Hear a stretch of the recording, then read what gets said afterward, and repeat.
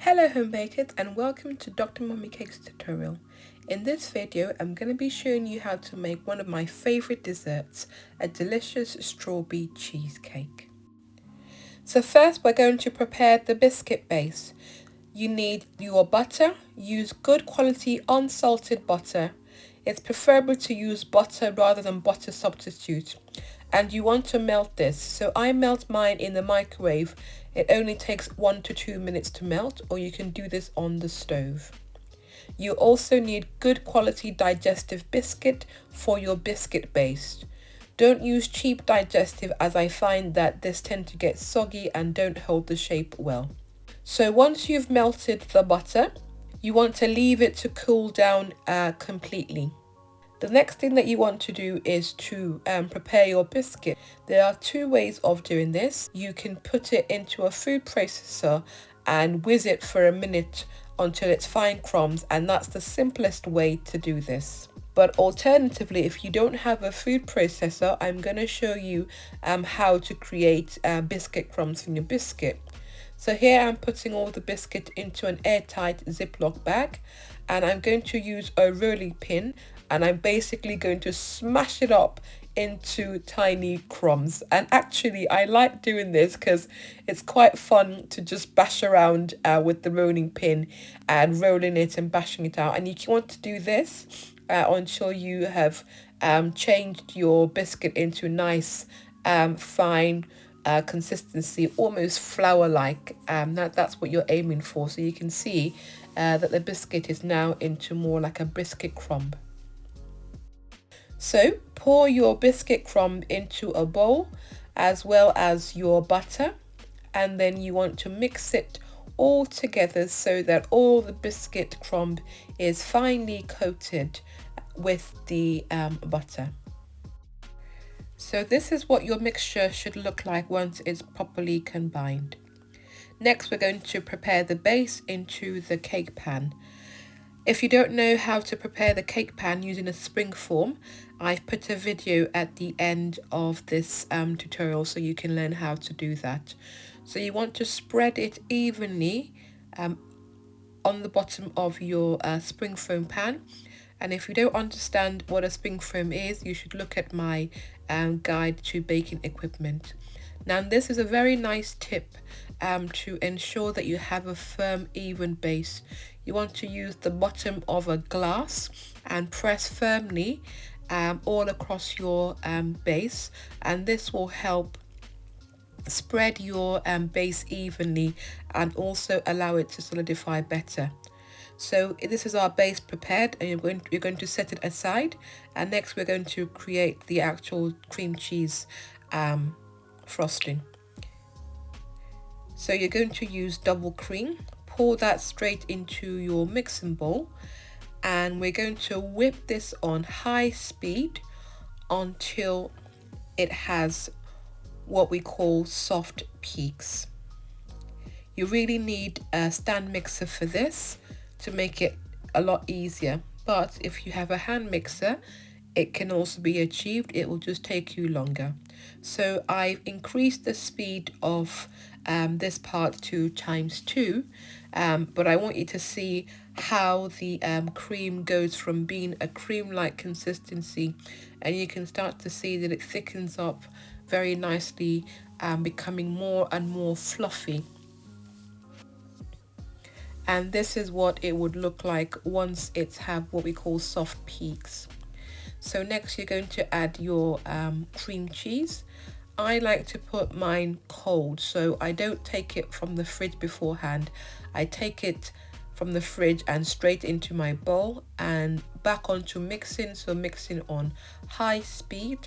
And again, you can see that I'm using the whisk attachment because you want to give it a good whisk, incorporating lots of air so you have a light and fluffy mixture. After about a minute, you can then add your powdered icing sugar into the mixture. When you start to mix, you want to mix on the lowest speed, just so that the powdered sugar or your icing sugar gets into the mixture. If you mix on high, you'll get an icing cloud and waste a lot of your ingredients. So scrape down your bowl to get it to incorporate, and then you can increase the speed of your mixer. I've also increased the speed of this part to ×2 to make it quicker, but I want you to see how your mixture changes as you start to whisk it. So here I am whisking it on high, and you want to do this for about a minute or 2. Now, one optional ingredient that I add is lemon juice.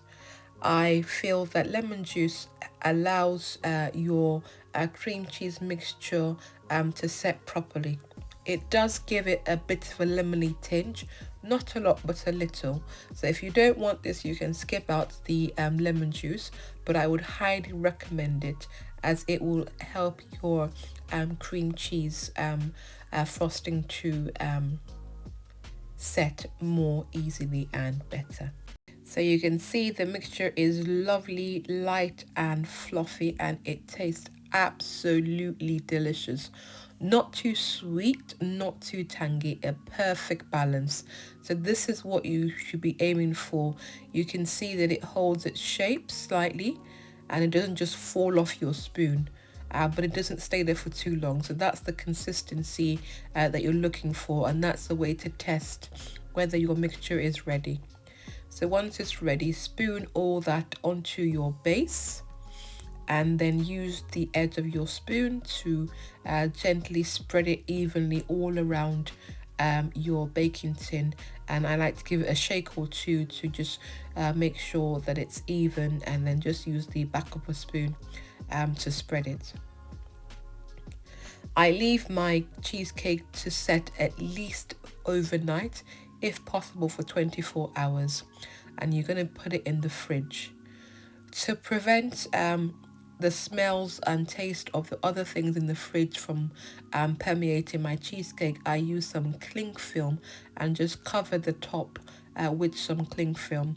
Once you've done that, put it in the fridge, and you just need patience and time to allow to set. So my cheesecake has been in the fridge for about 18 hours, and that's one advantage of adding lemon juice, as it will ensure that it sets better. So I use a straight palette knife to just gently run around the edges of the cheesecake, just to separate it a little bit from the cake tin, so that when you open it up, it will all come away nicely. And the moment of truth, open your springform tin, and voila! You can see that it comes out quite nicely. You've got to be very patient and gentle at this stage just to tease it off, but it will come off quite cleanly. And you can see our beautiful cheesecake, nice thick cream cheese layer, and the beautiful biscuit base underneath. So this is a basic cheesecake, and you can decorate and add different flavors in different ways. So I'm topping mine with strawberries. You can use other fruits. I would say use a kitchen paper towel to make sure that you dry your fruit so that no excess moisture or water seeps onto your cheesecake and ruins it. So I'm cutting my strawberries into half, and then I'm going to use it to decorate my cheesecake. The options of flavoring are endless. If you want to learn more about flavoring, you should really check out my Baking 101 Guide to Flavoring, where I talk to you through different ways of flavoring your baked goods. If you want to make varieties, you can also add different flavoring directly into your cheesecake mixture. So you can put lemon zest or lemon juice, orange juice, pureed strawberry, and honestly the list is endless, and that's why I love this particular recipe, because it's so versatile. Thank you for watching this tutorial, and if you haven't subscribed to Dr. Mummy Cakes, then you really should. A lot of my tutorials are designed for cake making beginners and home bakers, teaching you the basics of cake making and sharing with you easy to follow cake tutorial. So please click the subscribe button now and like this video. And here we have it, our beautiful cheesecake. This cheesecake recipe is so easy to make, but it's absolutely delicious. And the varieties that you can make of different flavors are absolutely endless. So I really hope that you make this at home. Your family and friends are going to love it, and you're going to love it as well because it's absolutely delicious. To finish off, I just wanted to show you how I prepared my cake tin. So I'm using parchment paper, also known as baking paper, and what you want to do is you want to create a circle that will fit into your cake tin. So beforehand I've lightly greased the cake tin, and then I'm going to fold it just so that it's manageable, and basically what you want to do is you want to either trace the outline of the size of your cake tin, or in what I'm doing in this case, just the rough estimate using the cake tin as a guide, and just basically cutting around until you create a circle. Once you created the circle of parchment, it should fit nicely into your cake pan, and because you've greased it lightly, it will just stick on and fit in. So that's how you create your cake pan. I have a tutorial which goes into more details on how to create a cake pan, so you can also watch this. It'll be shown at the top of your screen or in the description. So thank you for watching my tutorial. I hope that you will subscribe, and I will see you next Wednesday for a new tutorial. Happy baking and goodbye.